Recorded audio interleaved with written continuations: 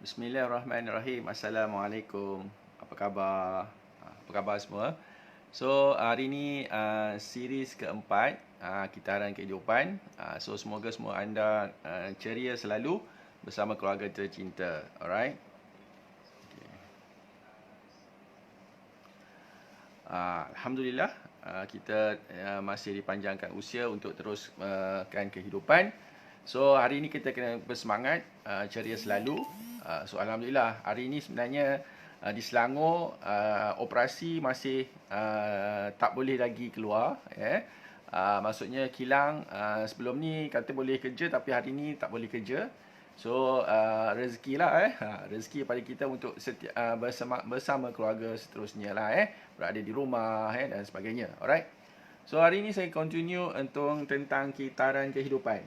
Kitaran kehidupan itu adalah basic yang paling penting yang perlu kita lalui sebagai manusia. Daripada start kita kecil hinggalah dewasa, hinggalah berumah tangga, bekerja, menjadi pemimpin ataupun leader, dan seterusnya kita tua ataupun jadi warga emas, dan kemudian kita meninggal dunia, right? So, apa khabar yang bersama saya pada pagi ini So, saya tak nampak siapa yang berada bersama saya. So, saya ucapkan selamat pagi Semoga murah rezeki, dipanjangkan umur, diberi kesihatan yang terbaik untuk anda semua, right? So, kadang-kadang kita bangun je tidur, kita sentiasa akan first apa yang kita akan fikir, apa yang kita akan buat pada hari ini, apa yang kita buat hari ini. Apa khabar Nur Kamal Azlina, Kamaluddin, apa khabar Din Khair So, hari ini saya berada di rumah. Biasalah saya lecturer atau consultant. Selalunya saya akan buat modules untuk universiti saya lah So, hari ini sekarang setiap pagi saya akan berkeudara untuk bersama anda berkongsi tentang kehitaran kehidupan So, topik yang pertama tahun ini bersama saya di FB adalah kitaran kehidupan So, kalau kita kena tahu asas kehidupan kita daripada bawah naik ke atas, lepas tu mendata bekerja, dan akhirnya kita pencen ataupun lastnya kita meninggal dunia lah, right? So, inilah penting untuk kita terapkan pada semua orang, terutamanya pada keluarga kita, pada anak-anak kita pada student kita, pada pekerja kita Ini adalah basics, asas yang perlu kita lalui So, kadang-kadang kita bangun tidur, kita tak tahu apa matlamat kita hidup So, matlamat kita hidup terutamanya kita orang Muslim, matlamat kita hidup adalah untuk beribadat, untuk menyembah Allah, untuk mengucapkan bersyukur pada Allah kerana kita dilahirkan. Memang matlamat itu adalah untuk beribadat kepada Allah Sama juga Nabi Adam dan Hawa diturunkan ke bumi adalah untuk apa untuk beribadat pada Allah Untuk last at the end of the day, kita akan kembali, akan bertemu dengan Allah di syurga nantilah, right? Itu adalah matlamat yang paling penting So, pada yang kalian yang bukan beragama Islam, you all pun ada pegangan masing-masing, ada Tuhan masing-masing, and then you pun at the end of the day akan masuk ke syurga. That is your punya belief So, kita punya kepercayaan sebagai orang Islam, akhirnya bila kita buat perkara yang bagus, amal yang terbaik, so kita dimasukkan ke syurga. So, kalau kita buat perkara yang buruk, kita akan dimasukkan ke neraka Saya bukan ustaz saya hanya educator Apa khabar? Terima kasih Terima kasih Saya bukan ustaz, saya hanyalah educator ataupun consultant. Tujuan matlamat saya setiap hari adalah untuk membantu pelanggan saya, student saya untuk jadi orang yang hebat So, sama-sama kita jadi orang yang hebat. Alright. So, ini adalah kitaran kehidupan daripada bawah sampai ke atas. So, kita kena tahu kita kena tahu, mungkin masa kita kecil tak ada orang beritahu kita tentang kehidupan Apa khabar Nur Haidah Hamzah tentang kehidupan Mungkin kita sistem pendidikan kita tak mengajar kita begini mungkin kita dulu tak bersekolah agama dan sebagainya. So, ini adalah satu perkara yang kita harus tahulah apa khabar. Alright. Okay. Alright. So, apakah tanggungjawab ibu bapa Sebenarnya bila kita lahir ke dunia ni, siapa yang bawa kita lahir, ya. Dengan keizinan Allah, maka ibu bapa kita melahirkan kita ke dunia, ya. So sebagai ibu bapa, contohnya kita ibu bapa, apakah tanggungjawab kita kepada anak-anak, so kepada orang yang beragama Islam, first bila anak kita keluar, kita kena buat melakukan akikah, kita buat lakukan akikah, menandakan kita syukur yang anak kita dapat lahir ke dunia, right? So ada orang yang tak ada anak, dah kahwin lama 20 tahun, 30 tahun tak ada anak.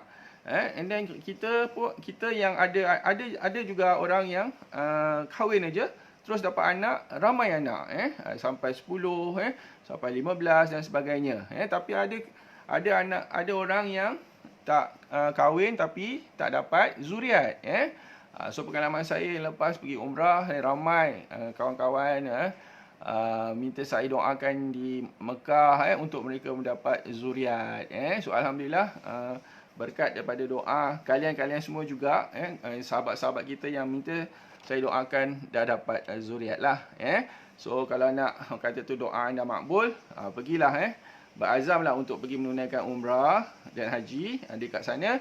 Anda akan kata tu boleh buat berdoa lah untuk dapatkan apa yang anda doakan. Alright. So first adalah melakukan akikah, kalau kita ibu bapa kena melakukan akikah. Kedua, menamakan nama yang baik, menamakan dengan nama yang baik. Jangan letak nama Jebon ke Samdul ke, tak boleh, kita kena ambil nama-nama yang orang kata tu yang dicadangkan ataupun yang orang kata tu yang baguslah. Contohnya Abdul Razak, Abdullah, Siti Khatijah dan sebagainya, Jangan letak nama yang panjang-panjang, supaya sukar nanti nak mendaftar, lepas tu anak-anak pergi sekolah selalu nak kena isi borang untuk ujian dan sebagainya, memerlukan masa yang agak lama. Alright. Okey, ketiga adalah mengkatankannya, So jangan lupa untuk katan tu maksudnya bersunat, tak kira lah yang perempuan ataupun yang lelaki, So masa yang perempuan yang masih kecil lah, masa kecil dia baru lahir tu, dalam beberapa lama kemudian bapa atau ibunya kena bawanya pergi bersunat lah, panggil mak bidan datang ke whatever untuk sunatkan yang perempuan. Yang lelaki pula bila dia berusia katalah dalam darjah 3 ke darjah 6 macam tu, saat yang bagus untuk dikatankan, Tujuan perkatanan adalah untuk membersihkan, kalau dia kalau kita tak berkatan, kalau kita buang air dan sebagainya, ianya tak bersih, right? So itulah matlamat ketiga sebagai ibu bapa adalah untuk mengkatankan, Keempat adalah menumpahkan kasih sayang, bukannya lahir saja kita biar macam tu. So kita kena bagi kasih sayang kepada anak-anak kita lah, So Allah dah bagi amanah, so kita kena lakukan yang terbaik. Kemudian kita memberikan minuman dan pakaian yang bagus, pakaian yang tak haram, maksudnya bagi kalau perempuan, anak perempuan kita belikan tudung, anak lelaki kita bagikan pakai seluar panjang, dan baju yang tak koyak rabak, itu adalah tanggungjawab kita sebagai bapa lah, right? And then kemudian mengasingkan tempat tidur, maksudnya bila anak kita dah besar, kita tak boleh tidur dengan mereka, sebab kita sebagai ibu bapa, kata tu ada aurat yang kita perlu jaga, So kita tak nak nanti anak kita tengok kita, ataupun isteri kita tak pakai aurat dan sebagainya, itu kata tu tak baguslah, right? And then mendirikan pendidikan agama, Al-Quran dan adab sopan, So bila kita ada anak, so pastikan kita bagi dia pendidikan agama yang cukup, supaya mereka dapat kata tu mengetahui apakah matlamat sebenar kehidupan yang mereka perlu buat lah, So kalau anak orang Islam, kita kena hantarlah ke ustazah, ustaz, menghantar mengaji, So anak-anak saya dulu masa kecil, saya menghantar mereka mengaji, mengaji malam dengan ustaz, kadang-kadang kita ibu bapa mungkin masa tu kita sibuk, kadang-kadang pergi meeting, kadang-kadang pergi overseas, balik berbulan dan sebagainya. So kita orang kata tu, kita hantarlah kepada ustaz-ustaz atau ustazah yang boleh bantu kita mengajar anak kita menjadi orang yang hebat lah. So alhamdulillah, zaman sekarang ni kita ada sekolah agama, maksudnya sekolah pagi, sekolah kerajaan, so petang kita boleh hantar sekolah agama, terpulang pada kata tu ibu bapa lah, sama ada nak hantar ataupun tak lah. Tapi pastikan pendidikan agama yang cukup.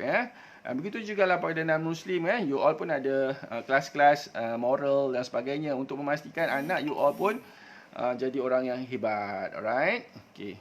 So, itu adalah tanggungjawab ibu bapa. So, seterusnya, tanggungjawab anak lah. So, bila anak tu dah berjadi keluarga, so anak pun perlu mainkan tanggungjawab sebagai anak. So, first tanggungjawab anak adalah untuk berbakti kepada ibu bapa. So, ibu bapa telah melahirkan anda, memberikan pakaian, memberikan makanan yang bagus, mendatang anda ke sekolah. So, ini adalah tanggungjawab anda untuk kata tu berbakti kepada ibu bapa lah. Berbakti kepada ibu bapa. Memang banyak fadilat kalau kita berbakti kepada ibu bapa. Memang disuruh dalam Islam. Alright. Okey. Contohnya lepas tu mengikut kata-kata ibu bapa lah ataupun menghormati ibu bapa. Contohnya kalau kita nak keluar rumah, kita meminta izin ibu bapa kita untuk keluar ke rumah, keluar ke rumah lah untuk berborak dengan kawan, lama dalam handphone, telefon dan sebagainya. So kita kena hormat ibu bapa kita. Kita kena minta izin mak, ayah, saya nak jumpa kawan saya kat sekolah. Kita kena minta izin. Jangan main keluar saja. So ibu bapa kita tak tahu apa yang berlaku kat luar. Kita pun sebagai anak, kita pun tak tahu apa yang berlaku. So kita semasa kita menjadi anak ni, so kita kena meminta izin pada ibu bapa lah untuk setiap perkara yang dipikirkan perlu untuk ibu bapa kita approve atau luluskan. Alright? Okey. Selepas tu kat rumah pun ataupun kalau kita ada tetamu datang ke rumah, kita kena hormat. So kalau tetamu tengah berborak, ibu bapa kita tengah berborak, kita nak lalu depan orang, so kita kena tunduk ataupun kita minta maaf, minta izin untuk lalu depan orang. So kita tak boleh nak dengar orang borak dan sebagainya lah. So itu adalah basic-basic asas yang perlu ada menjadi anak yang baik. Okey. Alright. So and then kalau ibu bapa tu dah meninggal, so tanggungjawab anak adalah untuk sentiasa mendoakan ibu bapa mereka yang telah meninggal dunia. So 3 perkara yang membantu kita di syurga nanti, di akhirat nanti adalah masa kita dah mati adalah pertama, sedekah dan amal jariah. Kedua, doa dari anak yang soleh dan solehah. Dan ketiga, ilmu yang kita ajar dipergunakan orang dengan yang baik, dengan baiklah. So alhamdulillah setiap hari saya diberi kata tu rezeki untuk Allah untuk memberi informasi ataupun memberi sedikit ilmu yang ada, yang saya dapat untuk kita kongsikan bersama. Alright. So Julaiha, Muhammad Zain apa khabar? Nuhaidah Hamzah apa khabar? Din Kaid apa khabar? Right? Itulah asas yang kita perlu tahu, tanggungjawab ibu bapa dan tanggungjawab anak-anak. So kita ni kena tahu, kita kena tahu yang kita adalah ibu bapa pada yang dah berkahwin lah, yang berumah tangga, dan kita pun kena tahu yang kita adalah anak. Kita ada anak, kita ada ibu bapa. So walaupun ibu bapa kita tak ada, kita still ada tanggungjawab untuk mendoakan mereka. Macam saya cakap tadi lah, 3 perkara yang boleh membantu kita di akhirat nanti. Salah satunya adalah doa dari anak yang soleh dan soleha. Maksudnya bila kita dah mati, anak kita akan doakan kita orang kata untuk lepas azab dari kubur, untuk orang kata tu itulah tanggungjawab yang sebenarnya kita sebagai anak lah. So kalau kita still masih ibu bapa kita masih hidup, kita kena selalu hormati mereka. Kalau kita kat kampung, kena selalu call, bagi mereka duit dan sebagainya. So, dan jangan sakiti hati ibu bapa anda. Okey. So saya belum lagi nak cerita pasal perkara-perkara yang lebih kata tu advance. Contohnya lah macam mana nak jadi engineer, macam mana nak jadi saintis, macam mana nak jadi usahawan hebat. So benda perkara asas ni lah yang kita perlu tahu masa dekat sini. Kalau kat sini flop, kalau kat sini gagal, maksudnya institusi keluarga gagal, bagaimana kita nak jadi orang hebat? Bagaimana kita nak dapat rumah besar, macam mana kita nak dapat kereta yang besar, macam mana kita nak masuk universiti. Kalau dekat sini saja kita dah gagal lah. Maksudnya kalau kita tak develop anak kita elok-elok, kalau diri sendiri kita tak nak berubah, and then sentiasa negatif, sentiasa kata tu tak nak buat sesuatu, so sukar, so kalau kita rasa kita kurang ilmu, kita kena belajar, belajar daripada sifu-sifu hebat, kalau kita kena menuntut, maksudnya hidup kita ni sebenarnya kita kena berguru, berguru. Kalau kita tak tahu agama, kita kena cari ustaz, cari ustazah, belajar dengan mereka, pergi masjid, pergi surau, menuntut ilmu, supaya kita dapat ilmu tersebut dan kita boleh gunakan untuk orang kata tu kejayaan di dunia dan kejayaan di akhirat. Okey. So faham untuk portion ni. This portion is more towards the responsibility, your roles, as a parents, as a child, This is the most important things, most critical things that you need to know from the first time you come up to this earth lah, So Nabi Adam dan Hawa diturunkan daripada orang kata tu daripada syurga. Mesti ada sesuatu yang kita kena tahulah, kenapa Nabi Adam dan Hawa diturunkan daripada syurga masuk ke bumi. Siapa tahu?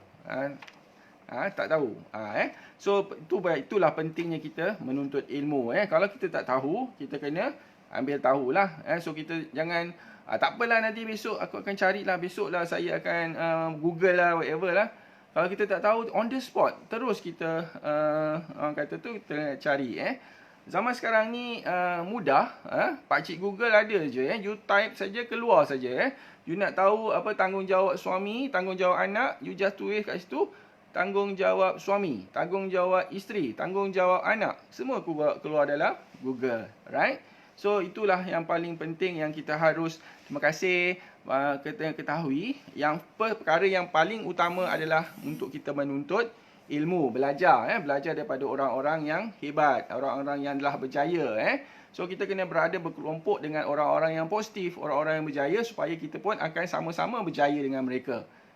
So kalau kita ada kawan-kawan yang negatif, asyik kata tu fitnah sana fitnah sini, cakap bukan-bukan, so kita kena exit from that group lah.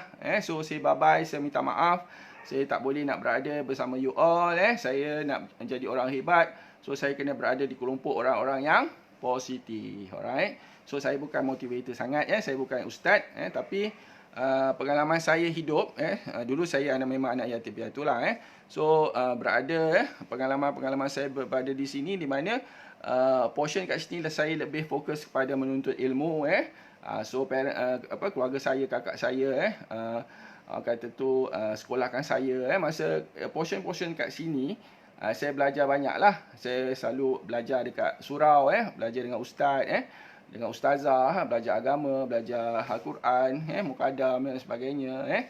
Kemudian di sekolah pula saya belajar taekwondo.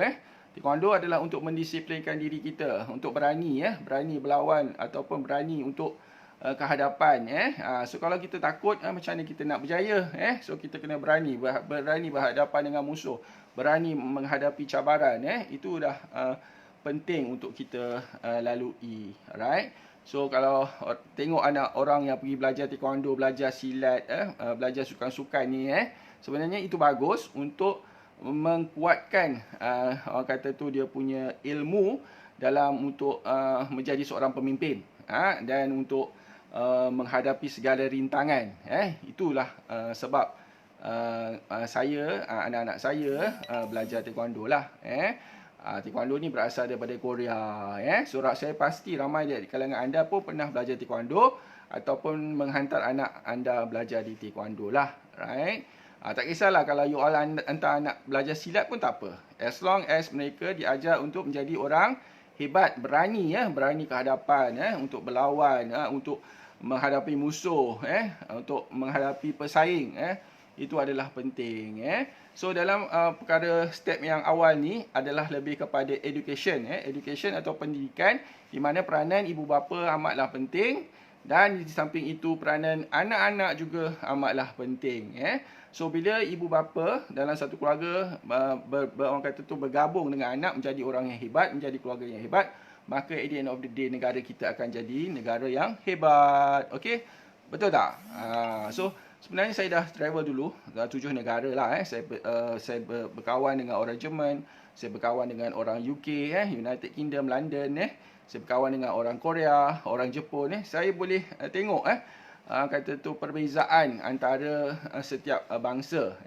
Saya pernah bekerja dengan orang Thailand, mereka ada sifat-sifat karakteristik yang kita boleh pelajari, walaupun mereka bukan beragama Islam atau so kita sebagai manusia lah, kita kena tahu peradaban bagaimana orang Jepun tu boleh jadi negara yang hebat, macam mana Toyota boleh jadi nombor 1 di dunia, so kita kena tahu. So itu adalah asas yang kita perlu ketahui, ia lebih kepada ilmu, so kalau sekolah saya ACS, dia punya moto Spatial Potential S, kebijaksanaan adalah kuasa.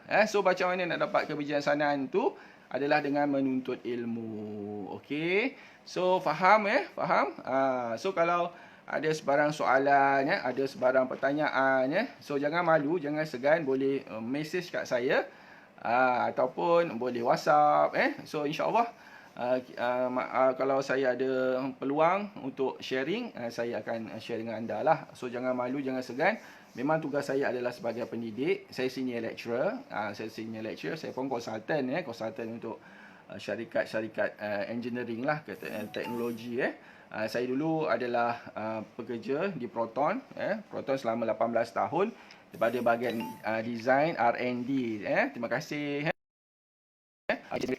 Lepas tu saya masuk ke bahagian Proton EDA. Saya jual kereta. Saya lead branch. Saya branch manager.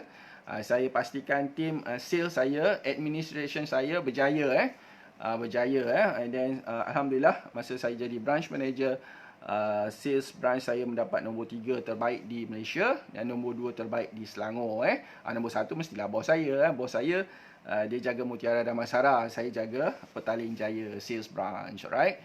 So itu sajalah perkongsian saya pada hari ini. So nantikan setiap hari kita bersama-sama. So kalau ada sebarang komen, boleh bagi kat situ, InsyaAllah saya boleh berkongsi. So apa khabar Uda kamera, apa khabar? Semoga sihat walafiat. Alright. Okay. So kepada yang baru bersama saya ada blog ilsukairul ilsukairul.com/blog. So you all boleh go through, masuk dalam blog tu, and then boleh tengok video-video yang saya share setiap pagi, dan juga sebarang informasi yang berkenaan. So saya adalah professional engineer. Memang tugas saya adalah untuk melahirkan ramai professional engineer ataupun IR. So ramai yang nak tahu macam mana jadi IR. So nanti kita kongsikan the next topik lah. So dah selama ni saya dah ada 4 series. Series pertama sampailah hari ni yang keempat series pasal kehidupan. Kemal. So ini adalah basic asas yang kita sama-sama kena kata muhasabah lah. Kita muhasabah bersama. Saya pun bukannya perfect pun. So tapi saya berazam untuk menjadi orang yang perfect lah. Menjadi suami yang hebat, menjadi ibu bapa yang bagus, menjadi konsultan yang terbaik. So itu adalah matlamat saya lah. And then supaya saya pun setiap tahun dapat menunaikan ibadat umrah dan haji bersama keluarga saya dan anda-anda semua.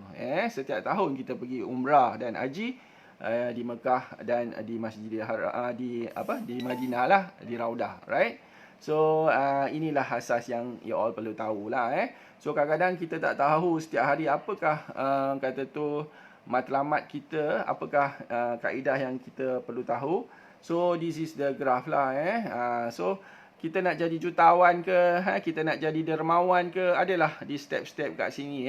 Tapi yang paling asas adalah tanggungjawab kita, the roles. Sebab tu kalau kita berada di syarikat besar, contohnya saya bekerja di Proton, saya dulu adalah pengurus bahagian pemasaran, pengurus bahagian waranti. So kita setiap pengurus ni kita ada KPI ataupun Key Performance Index, di mana kita boleh tahu ataupun kita boleh pastikan sama ada target yang pihak majikan bagi kita boleh capai atau tak. So kita kena tahu KPI, Key Performance Index. Contohnya saya branch manager, saya kena capai setiap bulan 100 biji kereta dijual daripada branch saya. So bagaimana saya nak capai 100 biji kereta dijual tanpa gagal? Itu adalah tanggungjawab saya sebagai branch manager. Itu adalah KPI saya. And then untuk mencapai sales target 100 biji kereta setiap bulan, saya akan pastikan saya ada list of things yang saya kena buat. Saya akan check setiap salesman saya, dia buat apa setiap hari, daripada pagi sampai ke malam. Saya nak tahu dia kat mana, dengan siapa dia berurusan, siapa customer dia, nombor handphone customer dia apa. Salesman saya dah pandai ke nak jual, dah cukup training ke, macam tu. Lepas tu saya pun akan tanya administration saya, dah pandai ke buat insurans, mana dokumen, kat mana filing system, you all dah belajar ke 5S, you dah belajar ke TQM. So itu adalah tanggungjawab saya sebagai pengurus. Itu lebih kepada KPI. So KPI ni boleh kita dua-dua sekali. Maksudnya di rumah pun boleh, di tempat pekerjaan pun boleh, ataupun anda menjadi student. Contohnya students, what is your KPI? Your KPI first, maybe your KPI you set your minds to achieve CGPA, first class honors, supaya you boleh sambung belajar di overseas. Itu you punya KPI. So KPI ibu bapa kat rumah, kita boleh tunjuk KPI kita. Okey, KPI saya adalah untuk setiap tahun membawa keluarga saya menunaikan ibadat umrah dan haji. That is your punya KPI. So bila you ada KPI, barulah you listkan senarai-senarai yang perlu kita buat setiap hari. Okey. Live ni tak boleh panjang-panjang sangat, so kalau ada sebarang soalan boleh PM ataupun mesej saya. Terima kasih selalu bersama saya. So saya doakan anda semua, kita semua sihat walafiat, dijauhi daripada penyakit coronavirus, penyakit demam denggi dan sebagainya. So diberi kesihatan yang baik, diberikan kekuatan, keazaman untuk berjaya. So tiada perkataan gagal. Sepatutnya tiada perkataan gagal. Kalau kita berasa yang diri gagal, itu adalah lesson learned. Itu adalah keperluan, daring to fail. Maksudnya kalau kita nak berjaya, kita kena cuba. Dan cuba tu tak semestinya terus first time right, tak. Cuba kita gagal, cuba kita gagal, dan sampai tu masa kita akan berjaya juga. Pasti dia akan berjaya juga. Kalau kita fokus, kita kena fokus. Contohnya saya dulu KD golf. Saya dulu mengajar orang main golf. Ada golfer yang first time pukul pun tak tahu. Pum, masuk dalam sungai. Pum, masuk dalam grass ataupun rumput yang panjang. So hari-hari kita train kita punya mind, kita set macam mana nak pukul bola golf tu. So bila hari-hari kita train, kita practice, akhirnya pukulan kita akan cantik je. Memang betul cantik sebab kita dah guide badan kita untuk pukul bola golf tu dengan cara yang betul. Dengan position badan yang betul. Itu berdasarkan daripada ilmu yang kita belajar daripada kita punya mentor. Saya ni memang mengajar orang main golf. Saya golf KD kelas A lah. So dulu di Istana Alam Shah saya mengajar saya KD, sambil tu saya mengajar orang main golf. So macam mana kita nak pastikan bila kita putting tu dekat atas green tu, bola tu akan masuk terus ke dalam lubang. Itu adalah skill yang kita perlu pelajari. So begitu juga adalah dalam kehidupan kita sebagai seorang student. Bagaimana kita boleh score, katalah ada 8 subjek, kita boleh score semua A. Itu adalah skill yang perlu kita pelajari, bagaimana nak jadi scorer. Tak kisahlah pemain golf ke, pemain bola sepak ke, taekwondo ke. Contohnya taekwondo, masa saya sebagai kata tu pesaing dalam taekwondo. Saya selalu wakili universiti dulu, lawan-lawan universiti lah. So macam mana saya nak berlawan, saya nak tumbuk, saya nak pukul kaki, saya nak tendang kepala. So saya ada strategi. Strategi go attack, go attack. So saya kena berani, and then saya kena power. Kena tumbuk power pun, kena tendang kaki, kena kepala. So kita ada strategi untuk menang. So kalau contohnya kalau kita tendang kaki kena kat muka orang ni, pum, kita dapat poin yang banyak. Begitu juga kalau kita tumbuk terus ke tempat yang betul, so kita dapat poin yang banyak. Tetapi kalau kita tumbuk kena muka orang ni, kita terus dapat penalti. So kita kena pandai strategi untuk berjaya lah. So sebab itu kalau kita nak berjaya, kita kena tuntut ilmu. So itu pentingnya bila kita hantar anak kita ke tempat-tempat, contohnya swimming pool, hantar ke taekwondo, hantar ke pusat main memanah. Bukan kita hanya fokus kepada akademik sahaja untuk berjaya.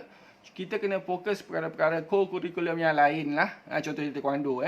So ilmu-ilmu praktikal ni tak diajar di depan kat dalam sekolah ataupun di dalam bilik kelas.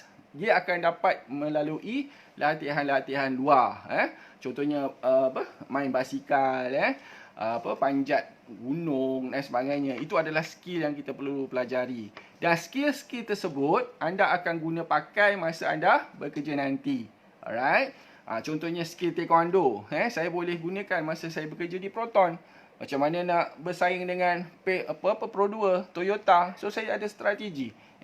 Saya pergi tengok showroom dia orang, tengok apa dia orang buat. So kalau dia orang buat macam ni, saya pun buat macam ni. Untuk bersaing dengan mereka. Sama jugalah kalau you kata tu taekwondo dan sebagainya. You tahu you punya pesaing tu buat macam tu, you kena belajar. Apa kelemahan dia? Apa kelemahan dia? Oh, badan dia berat. Aku tahu nak attack macam mana. Oh, dia punya ketakasan dia macam ni. Badan tinggi aku macam ni, tinggi dia macam ni. So bagaimana aku nak attack dia untuk aku menang? So itu adalah strategi yang kita perlu pelajari. Untuk jadi manusia hebat. Okay. So nak jadi manusia hebat bukannya hanya di universiti, hanya di kolej-kolej. Kita boleh dapat ilmu di merata saja. Di pondok, belajar dengan guru agama, menuntut ilmu dengan guru agama. Kata tu, tak kisahlah. Jangan fikir pasal bangsa atau agama. So dengan siapa saja kita kena belajar menuntut ilmu. Sebab Nabi Adam dan Hawa, dia bukannya bangsa Melayu atau bangsa Cina, bangsa India. Daripada Adam dan Hawa maka lahirlah kita manusia kat sini. Kita ada Cina, ada India, ada Pakistan, ada Mak Saleh, ada ni. So Adam dan Hawa dia bukan Melayu, bukan Cina, bukan India. Dia daripada Adam dan Hawa maka lahirlah kita semua manusia. So sebenarnya kita semua berkeluarga. Cuma ilmu yang kita tak dapat kat sini. So alhamdulillah kita sebagai Islam, orang Islam, kita lahir sebagai orang Islam. Cuba kata kalau kita lahir sebagai agama lain, apa perasaan kita? Mungkin kita fikir, alamak, so tak ada peluang untuk kita masuk syurga lah kalau kita dilahirkan beragama lain. Okay, so terima kasih kepada ibu bapa kita yang melahirkan kita sebagai orang yang Islam. So kita ada bin dan ada binti. Tapi kalau ada bin dan binti tu tak cukup. Tak cukup sahaja nama kita sebagai orang Islam. So kita kena kata tu lakukan apa yang Allah suka dan elakkan apa yang Allah tak suka. So insya-Allah bila Allah suka apa yang kita suka, maka dia akan beri apa yang kita suka. That is the most important thing. Okay. So rezeki tak salah alamat. So kita tak perlu fikir susahlah nak dapat duit dan sebagainya. Itu tak payah. Yang penting kita tawakal, kita usaha yang terbaik. So rezeki tu akan datang. Yang penting apa? Kita kena buat apa yang Allah suka. Dan kita kena jauhi apa yang Allah tak suka. Begitu jugalah kita kena buat apa yang ibu bapa kita suka. Dan kita elakkan apa yang ibu bapa kita tak suka. Begitu jugalah kita kena buat apa majikan kita suka. Dan kita kena jauhi apa yang majikan kita tak suka. So senang saja. The basic of the life lah. So kitaran kehidupan. Okay. So okay tak perkongsian saya pada pagi ini? Okay tak? Right. So itu sajalah perkongsian saya pada hari ini. So sekiranya terima kasih like. So saya doakan anda semua dilimpahkan rezeki dimurahkan rezeki, diberi kesihatan yang baik, didik anak yang dia jadi anak yang baik, ajar mereka kata tu dengan ilmu-ilmu. So sekarang ni masa COVID ni, PKP ni, ambil masa untuk kita belajar. Tak perlu tidur. Masa ni lah sekarang kita boleh belajar banyak-banyak ilmu. So hari-hari saya ada webinar, macam-macam webinar saya join. Pukul 1 ni bersama webinar dengan orang kata innovators. Besok dengan macam-macam. Setiap hari ada webinar percuma saja. Masuk saja, you boleh dengar daripada coach-coach hebat bagaimana nak berjaya.